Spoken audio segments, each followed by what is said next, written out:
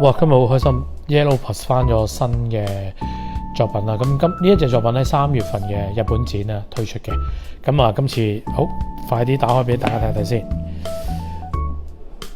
好啦，咁近期咧都好興一啲90年代嘅嘢啦。咁所以咧Keep On 呢一個眼鏡咧，都係90年代非常之熱門嘅一啲產物嚟嘅。好啦，咁啊呢一隻咧就係一個皇冠嘅鏡型啦，個 size 咧數字寫48mm 嘅。咁啊好啦，咁啊睇埋個 keep 先。好啦，咁個 keep 咧就比較柔軟啦，呢個有彈性啦，咁啊就咁樣找落去嘅。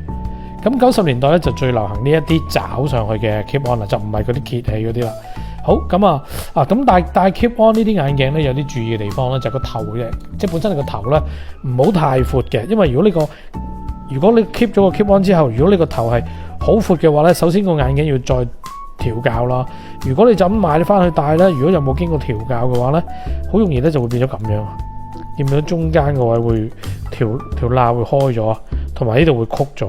咁所以咧要睇翻你自己本身嗰個頭嘅闊度啦，有幾大啦。咁啊買之前咧可以同店員查詢你適唔適合戴 keep on 嘅。我自己覺得就唔好勉強買咯。即係如果勉強嘅話咧，就好多時會有啲個 keep on 同個夾唔 fit 嘅情況出現啦。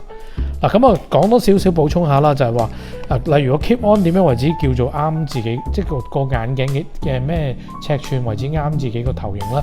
咁我自己覺得咧，就跟你隻眼嗰個闊度咯。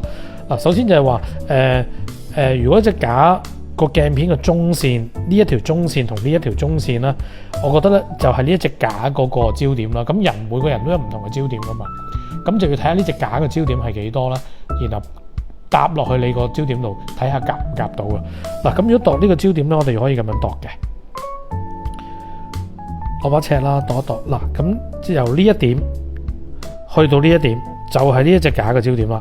嗱，如果咁睇咧，應該可能影片會有啲距離偏差啦。咁我大約68mm咯，即係咧呢一兩個點啦，呢兩個中間呢兩個點咧就係68mm啦。咁所以咧就要睇埋你本身隻眼嘅焦點係咪68啦，或者係68以下啦。咁我自己覺得咧66、67、68都好 fit for 呢一副眼鏡嘅。咁我自己覺得就唔好太細咯。主要如果你係個頭好細，你本身兩隻眼珠個距離得60，就唔適合戴呢一副眼鏡咯，就太鬆咯。咁如果調翻轉啦，如果你係69、70咁嘅話咧，我就覺得唔好揀呢一類，尤其是係 keep on 嘅眼鏡咯。咁好，今日講住咁多先，多謝晒。